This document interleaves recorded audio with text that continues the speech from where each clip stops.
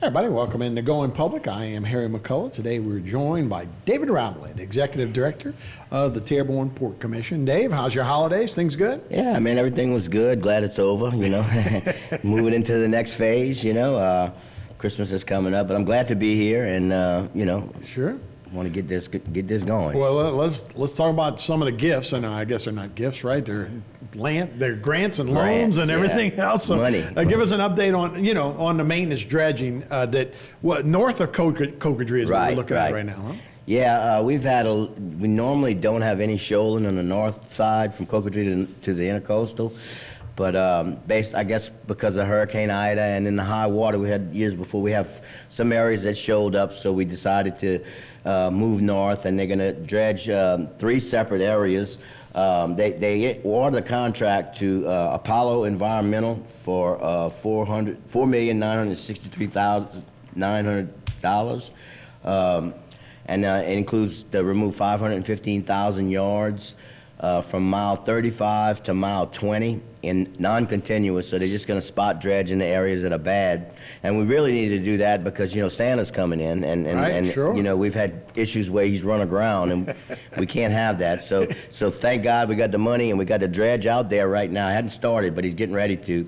And we got a call from the North Pole today, and they thanked us. They're very happy that they're not going to have to sit there in the channel, for a few hours. Rudolph doesn't like that. So we're going to dredge it to 15 feet. That's our authorized depth. We're going to over dredge 2 feet, which they allow us to do. It's called advanced maintenance. The notice to proceed began on October 11th. The contract duration is 150 days. So the Corps projects the contract will be finished in approximately March 11th. But the bad areas are going to be done first, so we're going to be able to get Santa in. The dredge arrived, and he's waiting on the Corps to go through all that paperwork and get everything done. So any day now they should start dredging. You say it's rare when we do north of Cocodrie like That's correct. That. So you think just the sloshing around of a storm may have caused some of these areas? Yeah, well, as you're aware, you probably heard one of the things that happened during the storm was the Bubba Dub busted open, and they had a differential on the north side of and I don't remember the numbers, but it was about a 5 to 7 foot differential from north to south instead of the other way. Usually they design these things for the storms to come in and the water to push up against it on the south side and have a lower level inside. But this time we had a north wind for 4 hours, so it piled the water up on the inside and blew the water out on the outside, and the floodgate finally gave, and it opened, and when it opened, the water rushed in, and they dug about a 50-foot hole on the outside of the Bubba Dove. So they came in and filled with rocks, but a lot of that material probably went in different areas and settled. And then, if you remember prior to that, a few years ago, we had high water, real high water. And when we have high water, we do have a little extra sedimentation that comes in. But normally, main part that we dredge is the bay, the open water, 10-mile, 12-mile section from east to west. The channel just gets all the material stuck in it, and we have to go out there and dredge it out. So they're going to dredge. Let's see, they're going to dredge from mile 23.6 to mile 25.9, which is around the Dulac pontoon bridge. That's the first area they're going to dredge. I see. And then they're going to come up in a few other spots. They're going to do mile 17, no, I'm sorry. See if I got the areas. Yeah, mile 23.6, 25.9, we talked about that. That's the only area I have. I know I got 2 other areas, but I can't find it on my cheat sheet. So we had talked also a little bit about the Mississippi River, and they had to put a plug in on the bottom so salt water didn't come up. That's correct. Now, have we doing any of that in HNC? No, we don't have that. We do have issues certain times of the year when we get a water coming from the south. It's low water this year. Yeah, right. it's when the low water conditions, and that's the reason we put in a lock with the floodgate. Because when you put the lock in, you can lock out the fresh water, salt water, and lock in the fresh. Put boats in the it's called a chamber, and it closes up, and then you let them out on the other side, so it doesn't let all the salt water in. Really freshen up the That's bottom. correct. Which was interesting to see how they do those plugs, though, just on the bottom of the water. Yeah, it's like a levee underwater. Right. It's a clay levee underwater, and the current comes in, it goes over it, but the salt water tries to get in, and when it hits that levee, it goes up and then the current pushes it out. Wow, So- that's incredible the way they do it. So the funding that we have available for this summer for the Bay Area is about 8.9 million. We had 5.4 million left over from last year, and we had an additional 3.5 million that we received through the president's budget. And so that's going to be the available funding for fiscal year 23 to do the Bay. Okay. And I don't know when they're going to start. I'm trying to push them to start early because there's some areas in the Bay that are starting to show up a little bit, and I need to get them out there as soon as possible. So I'm working with the Corps to try to hurry that up. Instead of doing it in late summer, maybe do it real early spring, you know? Yeah. So what about the update on the agency, the deepening process? The deepening, we're still lowering pipelines. We're working on that. We did the pipeline survey drawings are being generated. I think 5 out of 17 drawings have been completed, and they're working on the other 12 in the process of being completed. And once the drawings are complete, we're going to meet with the specific pipeline companies to determine whether we have to lower or remove them. So we'll be setting up the meetings with the pipeline companies pretty soon. We'll continue compiling and generating survey maps for the original and current landowners. There's landowners on both sides, and we have to make sure that we have them identified. And then we are also going to look at all of the disposal sites that are dedicated, and we have to go in there and survey them, make sure all of those landowners know we're coming in. That's a lot of material, I would Oh yeah, imagine. oh yeah. It's a good. I don't have the number, but it is a good bit. Then we plan to set up meetings with CPRA, which is the Coastal Protection and Restoration Authority, to review the oyster leases in the bay, and whatever remediation we need to do for that. And we plan to set up meetings with the new colonel, Colonel Cullen Jones, is the new colonel for the Corps for the New Orleans district. He just came in. They rotate every 3 years.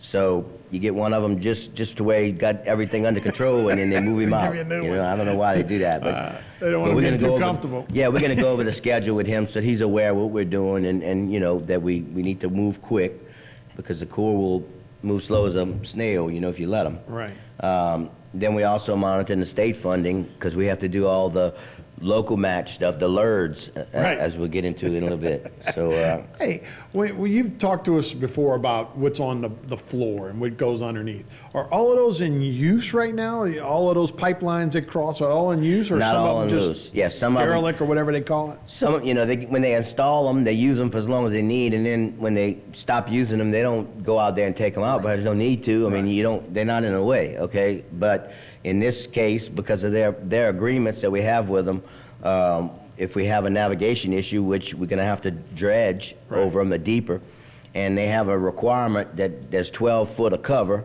The old requirement was 7 foot when they installed them. Now they've changed it to 12 Those things foot. be way down there. Yeah, and some of them they're allowing us to grandfather them in. Some of them they're making the decisions. I don't know what the criteria is, but they make the decision and say you got to lower this one and you don't have to lower this one. So that's what we're going through right now, and that's going to go on for a little while until we get a good picture of what we got to do in the bay, which is phase 1 of the project. That's from the Gulf to Cocodrie, and we're going to take care of all of those, get those done, and then we're going to move north and get more.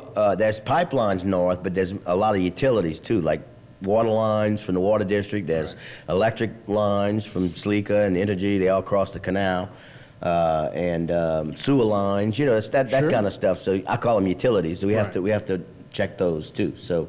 No, everybody talks, when they have a hurricane and things like, what happened to, in New Orleans when you get a power line that falls down. Yeah. Everybody goes, why don't we bury all those things? Yeah. Then when you got to deepen something, it's like, why don't we just raise them? Well, the Mississippi, they going to 50 feet. Right. So I mean, but they've been dredging that for so long, a lot. That's why that line crosses over. On the Homan Ave, we have no overhead restrictions, so you can go out with any structure you want, and you don't have to worry about hitting power lines or that sort of stuff. Right. So that's a plus when in the industry, especially when we get into that windmill and green energy stuff. If we ever start, there's some big components to that. And big components. Things that are really be heavy that if we build on them closer into town, that they'll have to get out, right? That's And correct. Boats are real big like that. So we got about a minute and a half to go. So to handle the costs for the deepening, who's responsible for those costs? And you've talked about benefits before. This is one of the good benefit programs. Yeah, beneficial, cost-benefit ratio, and we had over a 4-to-1, which is very good. The Corps studies the project, as everybody knows, and in that study, they come up with an estimate, okay? The estimate was $255 million to do this project. Of course, they don't have anything in there to trigger inflation, so that's an estimate they did a long time ago. Now we have to come back and do the project, so we're going to find out. We're going to find out how much more we have to pay. But the cost share is 80% federal, 20% non-federal, plus the local stuff that we're doing now, the pipelines and that's called LERDS. Right. LEERDS. It's land easements, right-of-ways, relocations, and disposal areas. So we're doing all of that, and the cost breakdown is $177 million federal and $78 million non-federal, which includes the LERDS. And a little story. I went to the doctor. I had a dream. I went to the doctor the other day. I was sick. I didn't know what I had. I thought I had COVID, and the doctor said I had LERDS. So I don't know what I don't know what happened, but just messing with that too much, Hey, look, we're going to take a break here in a second, but just quickly, how do you do a bill like this without putting inflation into it? Now, That's just the way it works? yeah, I mean, they take so Quick long. answer. They take so long to do the estimates and they don't, they get stuck in it, and they just come out and say, here's the number, and you got to deal with it. All right, we'll take a break. We'll be back with more Going Public after this.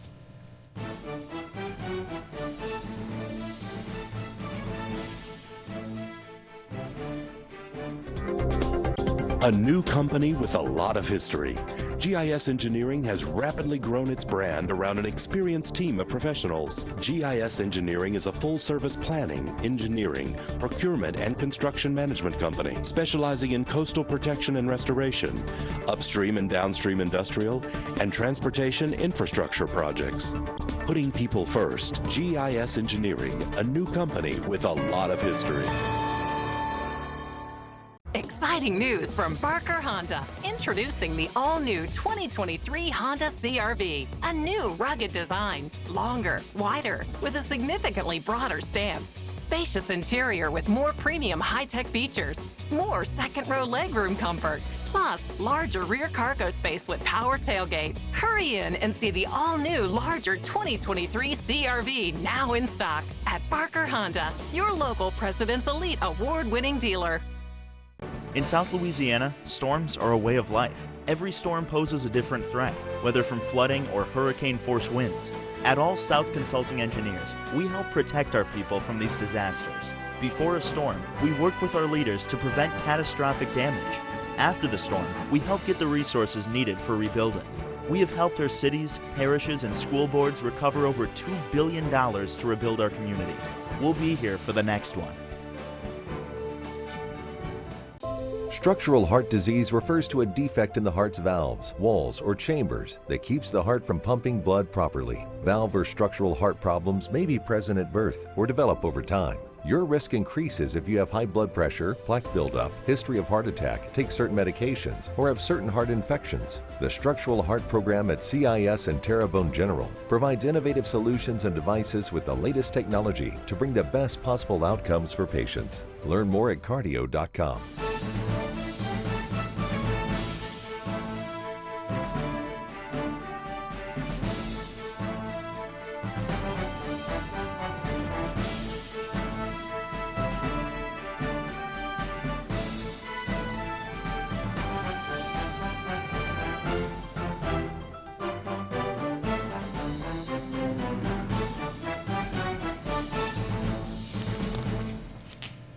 Hi, everybody. Welcome into Going Public. I am Harry McCullough. We're speaking with David Rabelais, the Executive Director of the Terrebonne Port Commission. We were talking about the cost of, of the deepening, and we talked about $255 million, and I guess we're talking about where that money's coming from. Yeah, so the state agreed to fund the non-federal share, which is the 20%, and the LERDS, which is all of the pipelines and right-of-ways and all that stuff. And the port and the parish are responsible for in-kind services, which is what I do. I mean, just doing all the legwork and trying to keep everybody coordinated. And the non-federal share is paid out of the state capital outlay program, and the state administration has moved $20 million in place last year, and then this year another $20 million is in place. So, and then we're going to have to get another 20 or 30 after that. and then some more. So as we go, we just use what we can to get it done. The state is aware that we kind of working against inflation, and but we're doing what we can do, you know. Yeah, a little different times nowadays that we've done. So, So the goal is to start the deepening construction when the lock complex is operable, which is scheduled to be operable in 2025. Now, based on the fact that we have inflation and we have to get a lot more money, we may not make that schedule, but that's just an easy schedule for us, easy goal for us to look at and work towards. yeah, because they have to finish that lock before you guys. Right, it's got to be That's gonna work operable hand and in in hand. place. They don't want us to start digging now, but we can do everything else. We can lower all the pipelines, we can do all the pre-deepening stuff, Right. but we can't dig anything. Right. So, So, you deal with water. They were expecting waves at the midterms. Yeah, Really yeah. more of a ripple. So Yeah. when you go to Washington these days, anything different? Have you noticed anything different when you go to do these things? Yeah, Washington's just a unique place. Let's just put it that way. To say it's different. way to put it. Yeah, I don't know. I mean, of course, the party control has been mostly settled. Okay, the Republicans have taken the House, but by a slim majority. Okay, there wasn't a wave, and the Democrats. Right now, the Senate is 50 Democrats and 49 Republicans. They're waiting on that. They're waiting on the race today with Herschel Walker and Warnock, and depending on how that, it could be 50-50 with Kamala, which is like it was like that Like 2 last years time. ago, and or they could have complete control at 50-49. I mean 51-49. So. That'll be determined today, or we hope it'll be. Right. It'll They be might over count today, votes. but they may not. They may count votes for a while. You know how they do that stuff. Sure. So, and there was no changes to the Louisiana delegation. Congressman Steve Scalise is moving. That's the only change. He's moving from minority whip to House Majority Leader, which is the second highest position. It'll be the highest ranking member from Louisiana in generations. Congressman Mike Johnson will also move up to seniority ranking and will remain vice chair of the House powerful House Republican Conference. So both the House and Senate are going to be in a lame duck. And nothing to do with duck hunting, but it's the lame duck session is after the election and until the new people take over in Sworn in in January. January, Okay, right. so and this is the 117th Congress, and it goes into the 118th Congress when they start in January. Let's see.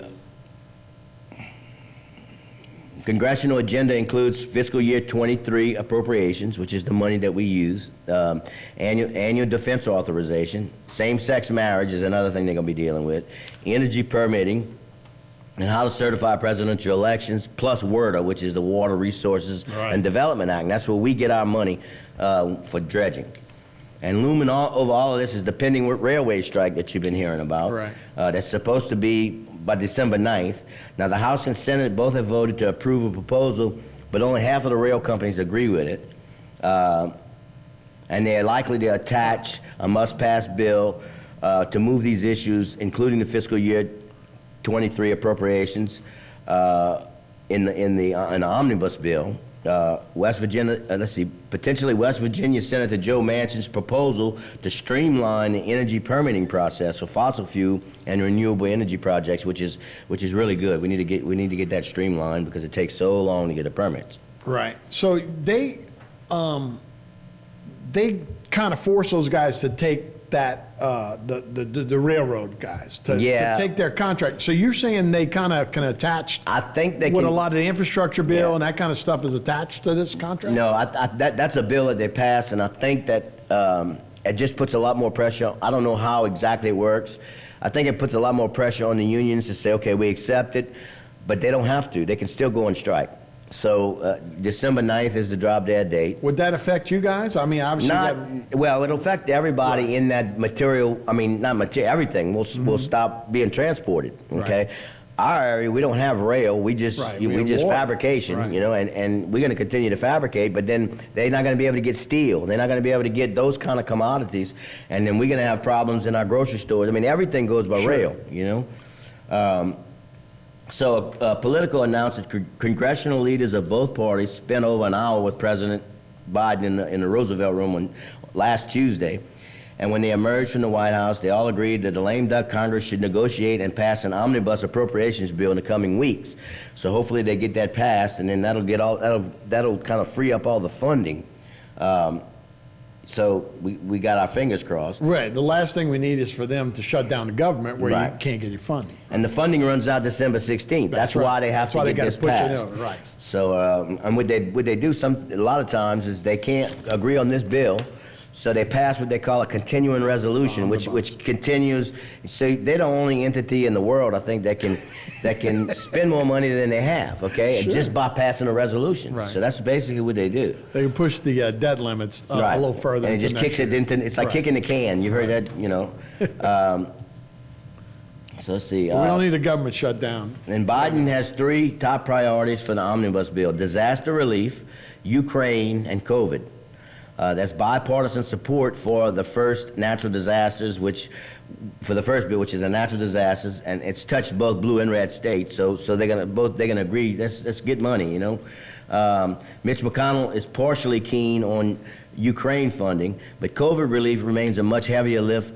If the White House can't get a deal, look for Biden to seek a year-long continuing resolution just to fund all of that. Okay, which is just too much money. They need to stop spending money. Republican leaders need an additional 10 votes to pass the omnibus bill, which hopefully they do it, and that's Democrats, you know, that Right. are independents. Yeah.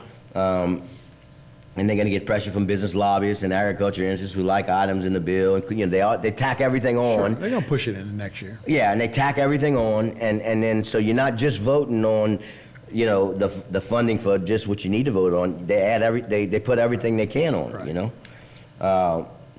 And they both parties lined up behind Biden's call for congressional intervention to avert the rail strike, with just days before the threatened December 9th shutdown. So we'll see.